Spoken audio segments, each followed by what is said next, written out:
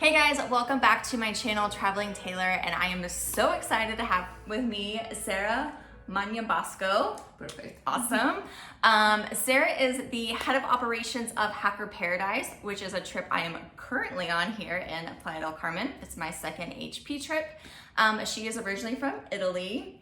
Even the other night, she taught us some Italian hand gestures. So if you're lucky, maybe we'll share those at the end. She's now a citizen of the world. She loves being surrounded by people and help them to connect and create meaningful relationships. So she is here to talk to us today about the work from anywhere lifestyle. She has a lot of experience and I'm really excited to pick her brain a little bit. So Sara, thanks for joining me. Thank you for inviting me. Yes, you're welcome. I'm super excited. So first, let's just get started with like the basics of your journey. Like you've been with Hacker Paradise for quite a while. 3 years now. 3 years you've done, we don't even know how many trips. She lost count of Over how many. 20. Over 20. That's what they say now. I can count them later. Yeah. And so can you talk a little bit about that journey and kind of how you ended up where you are now? Yeah, for sure. I think mine is kind of an unusual journey. I didn't start as a digital nomad right away. I am one now, but yeah, it's not how I started to travel. So going a little bit back in time, now 7 years ago, I moved to Belgium for the first time, and it was a little bit of back and forth. But basically, I got hired where I did an internship, and I stayed there for 4 years.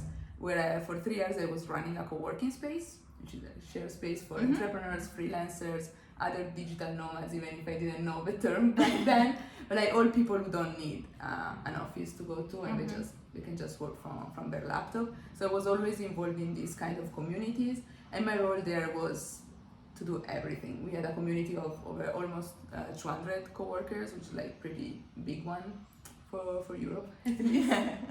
And there I was in charge of events, and I also a little bit of administration, marketing, sales. And the piece I always liked was like the connecting people, and that's something that just comes naturally to me. I just remember what people are interested in, and then I really like to connect them like in person or via email or like that's something. You kind of have that like skill to like remember the specific things about people. Yeah, and I always do it also with my friends. Like I know that like whenever we need someone to do something, we will also to who should I reach out to. But yeah, I never thought that was actually a skill. A skill. But yeah, and then what happened is that after 4 years in Belgium, I don't know if you've been there. It rains a lot. It rains a lot. It did rain a lot. Winter feels like it never ends. It's a very grey country. It's amazing over summer. Like you have daylight till like 10 p.m. Still, winters are very long. And there is also this rule that we say in Belgium: if you stay in Belgium for 5 years, then you're stuck there for the rest of your life. So when I was hitting my 4 years in Belgium, I was like, it's time to move on. I really, really love to travel, of course. But I didn't want to take a gap year. I didn't want to go just backpack around the world. I really want to continue evolving my career. And then I was like, okay, but what can I do? I'm not a web developer. I'm not a graphic designer. I don't have experience in online businesses. What can I do? So I started just applying to remote, not even, cut this. I started applying for co-working spaces overseas. Like for me, it was important to experience life outside Europe. I know Europe pretty well. It feels too comfortable, so I really wanted to break that comfort zone and experience life outside of Europe. So I was applying co-working spaces in Canada, Australia, South Africa, Israel, but visa. It's not something it's easy to get a sponsored visa for. And then a friend just sent me a link to Hacker Paradise, and she's like, oh well, I think I just found your next position. I had no idea what Hacker Paradise was. I had no idea that this kind of community existed. I knew about digital nomads, and it was something very, very blurred in my mind, and I thought we were just hanging out in Chiang Mai and in Bali. So then I just sent the application really thinking it was fake. I was like, it's cannot be true. It's not real. And then we reached out right away, and then it just happened. So after a few months, I was just packing my Belgian life and starting the Hacker Paradise adventure. It was supposed to be just 1 year of my life, and now I'm finishing my 3rd year. Yeah.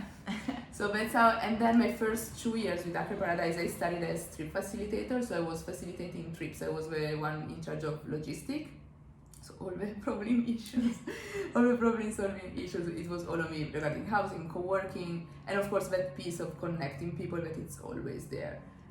Like people, like you guys don't pay us just to figure out the housing, like you want much more out of it. Yeah. So that's why we're there to accelerate the community and like make sure that everyone is comfortable. So that's also a piece of the job. And then it actually evolved pretty quickly. After a few months, I took ownership of the inbound sales process and I review it and made it better and blah blah blah blah. And after 2 years, since January, I'm head of operations. So if the pandemic didn't happen, I was supposed to grow the team this year, so I was gonna be in charge of like managing all the day-to-day of the company, which is something I do. Yeah. I just back on trip. Yeah. Which is great because I Sarah made an exception for us and came back on a trip, which was fun because we've known each other through Slack and online, but we had never met. Yeah. No, I'm super grateful to be on this trip. Like after all these months alone, I really couldn't wait to be back on trip. Yeah. So yeah, what I wanted to say is a bit unusual because my first 2 years were definitely on the road. I was definitely traveling a lot. I was moving every month or 8 weeks. But part of my job was remote because the team is distributed. So I had like 50% of my job was online, but the other 50% of my job really required my presence in person. So it's not, I used to call myself, I was still location dependent on where the group was. Yeah. It's a really interesting way to think about it because I've never thought about it that way.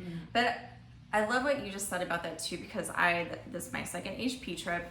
Typically I travel solo, I'm house sitting, I'm kind of doing my own thing most of the time. And you saying that makes me realize right off the bat, that's where I sometimes struggle on these trips, and the balancing of like work and social life. Because work is very remote, it's all online. My entire team is back in the US right now, but my social life is present. And I would like it's very strong on HP. If you need a social community, it's very strong here. And I would add a third part, which is like personal solo time. That is also very important, and it's something I usually struggle with when I'm on team. Like during this pandemic month, it's something I really kind of reconnected back to, like personal solo offline time. And now when you're back on trip, it's like, oh wait. It's been quite the push. It's been a good push. But it has I got so used to spending a lot of solo time reflecting, being really introspective, and I'm like, oh my gosh, I've just been super social. So it is hard to balance. What have you found, how have you found to kind of balance that from doing so many different trips and being remote, but kind of also being dependent on your location? It can be overwhelming. Like it's because you have the remote piece of a job, but usually with different time zone, and the in-person piece that is constant. So I really felt like I was on all the time. So it's a lot. It took me a while. It's a lot of self-discipline and like setting the right boundaries. It's not easy. Sometimes I still forget to do it because you want to do all the things. But it's a lot of like self-discipline and like and learning to say no. I'm not good at that. Or like even just turning off Slack notifications. That's really, it's easier to do it with the internal company Slack because like we all know our time zones, but with the group Slack, it's very hard. There's always something going on. Okay, so you mentioned that you worked in a co-working space for 4 years, and it's one of the things you help us find here on HP trips. So when you are searching for a co-working place, especially for the HP people, because we all have to work, right? It's a really important part of the program. What are the things that you look for and identify in a co-working space? So for sure, it really depends on different destinations. Some destinations have a lot of choice. Other places, like here in Playa, we are in the only one. There used to be another one and they closed. So sometimes the choice is forced because there are not many. But what I would do anyway, and even when there are different choices, first one, reviews. Check the reviews.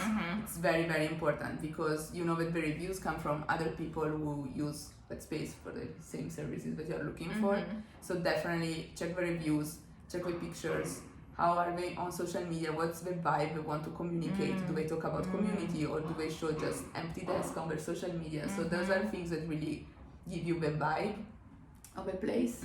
And it really depends also on what you're looking for. Are you looking to meet other people? Are you just looking for a desk and good Wi-Fi?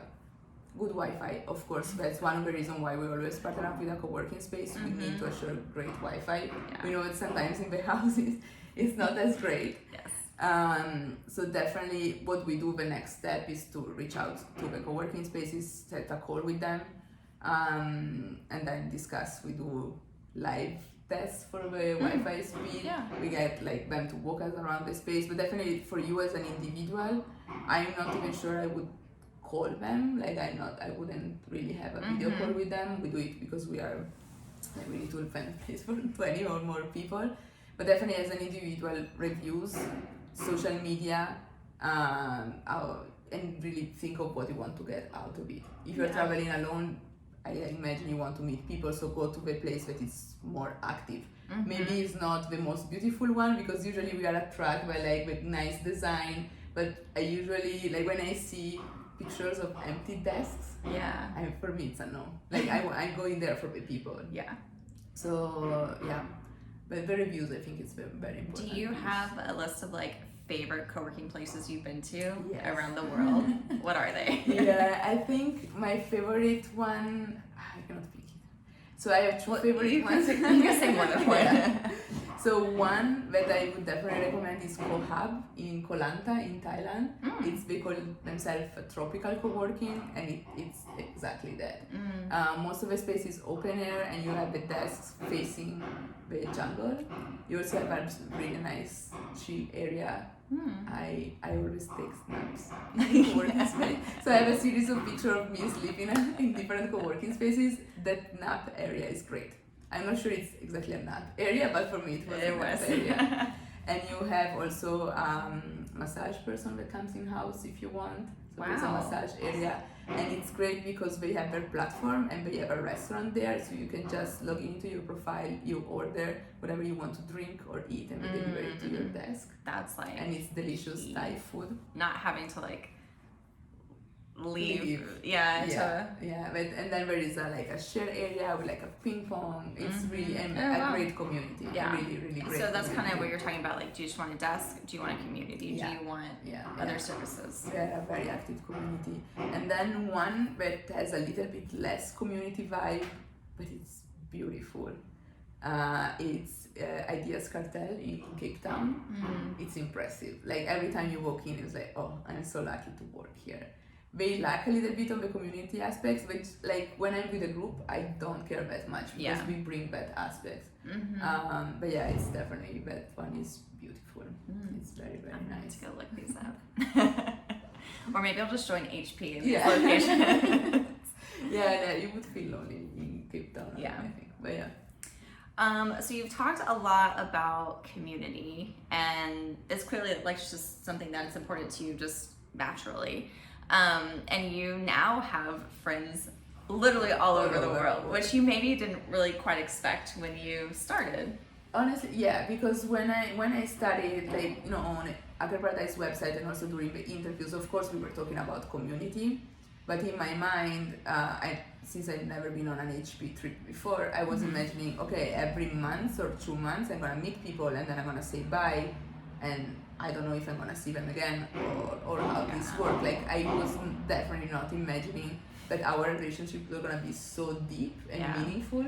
That was really, really something, like, that's why I'm still here.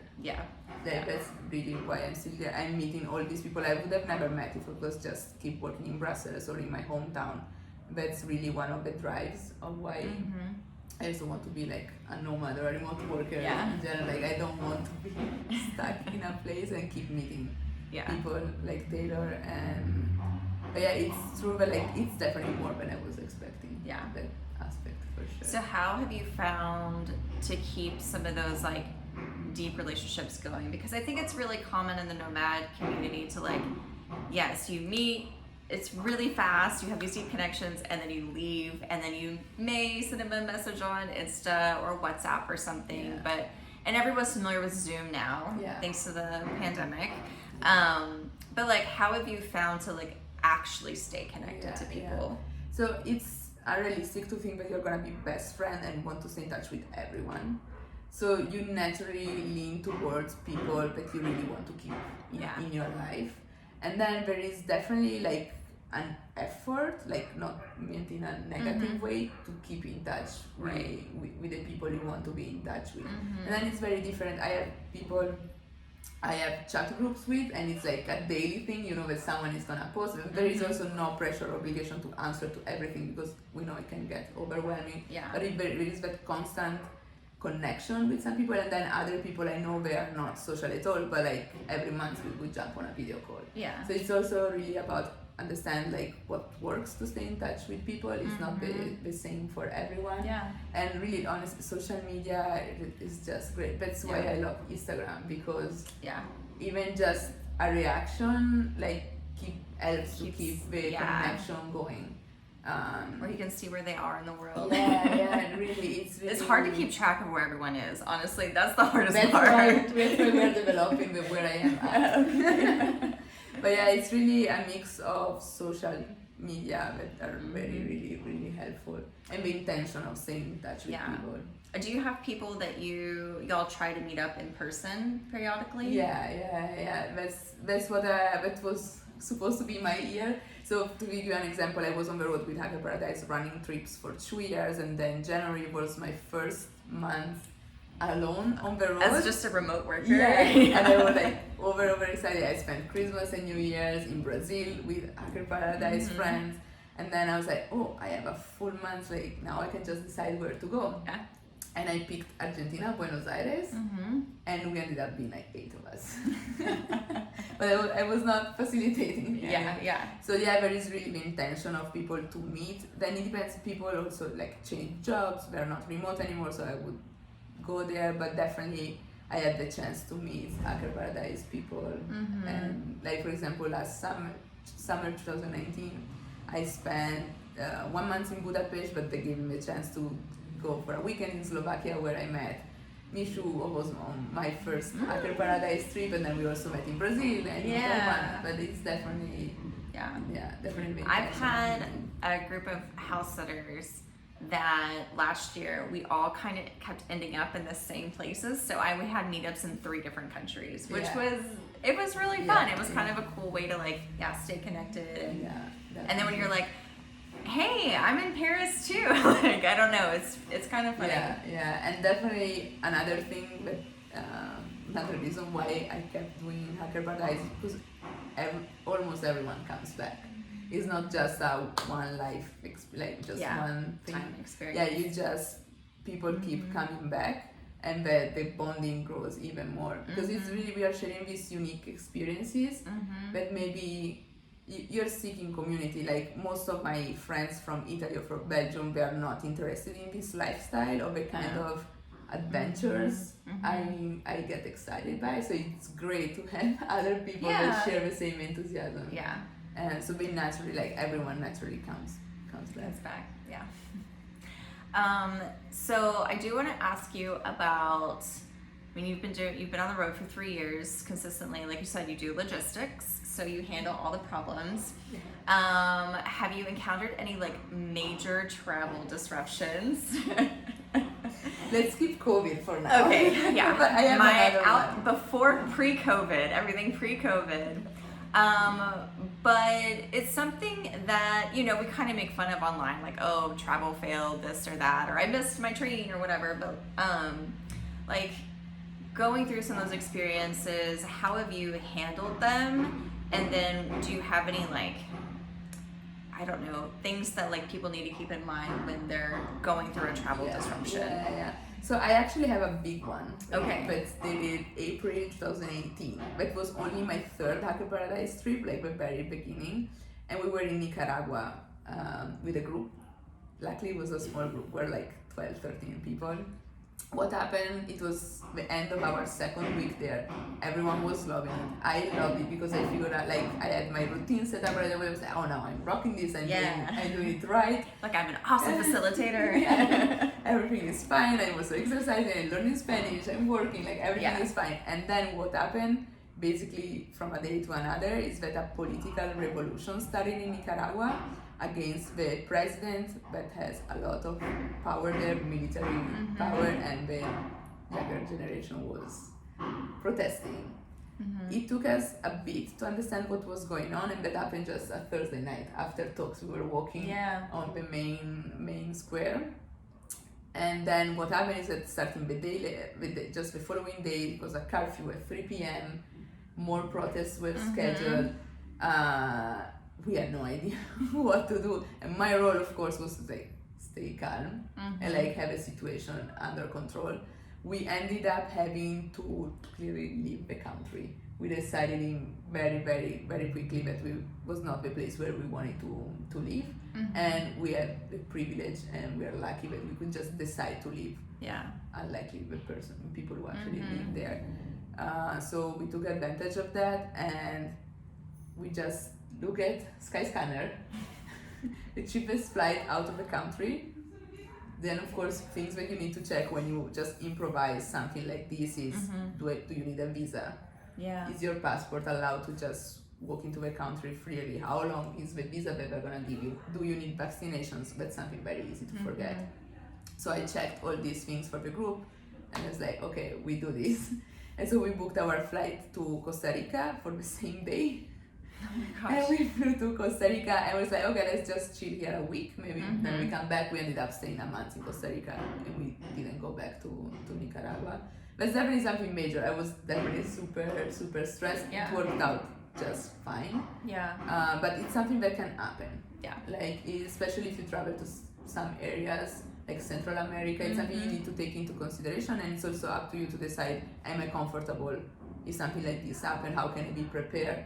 Or also say I'm just gonna go to super safe countries, but it's not for me. Yeah. And I think having to make such a quick decision, I don't know that I've ever been in a place where I had to because you tend to want to be it'll work itself out, or I'll just stay home this weekend and see what happens. That even kind of happened pandemic with me. Everything was changing every 12 hours in March, and I was in New York, and I was I'm just gonna stay here. I think I can still figure it out. And then all of a sudden it hit me, and I was no, I don't. I think I need to go home. Yeah, it was the same for me when the pandemic started. When it started in Europe, I felt it's never gonna get to Latin America, and I was in Medellin, in Colombia, and I had planned to fly to Brazil, so I just flew to Brazil normally. I was not even wearing masks were still not a thing. Yeah. And then just after not even 10 days in Brazil, the situation escalated so quickly with the starting of the lockdowns in different countries, to the point that I was thinking would I feel comfortable and safe being in Brazil during a lockdown? And no. So it was basically a decision that my HP friends took for me. It was Sara, we are leaving now, book this flight. So I flew back with them. But definitely it was very, very improvised. That's also when it's good to kind of going back to what you should be doing is paying attention to what's happening in the country and the city that you're in. Don't just be a tourist who's completely oblivious. And then it's also really good, like you said, you had friends who were no, this is what we're doing. To have some sort of community, even if it is an online community, where you could just be guys, I don't know about this. It doesn't feel right, but I don't know what decision to make, and kind of have that sounding board. I think too is for sure. Especially when it's what's happening. Yeah, it's very important. We try maybe to forget when we travel to stay connect to what's happening in the country or in the town where we are. So it's very, very important to figure out where are the real sources of information that you can check. Yeah. And be part of Facebook groups and just shoot a message there if you're not sure about what's going on. Yeah, local Facebook groups are really good, and they're pretty much Nomad groups or expat groups or something pretty much exist in every location you're gonna visit. For sure. And so joining those, and even if you just need advice, where do I go to get breakfast or this or toothpaste or whatever it is, they can be really helpful for that too. So I've done that in a lot of places. Cool.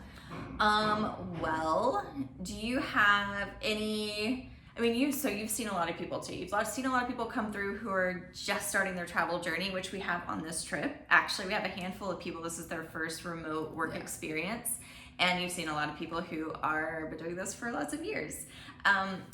Do you have any advice for the people who are like just getting started or they're unsure if they should get started? Yeah, for me, it's just don't overthink it.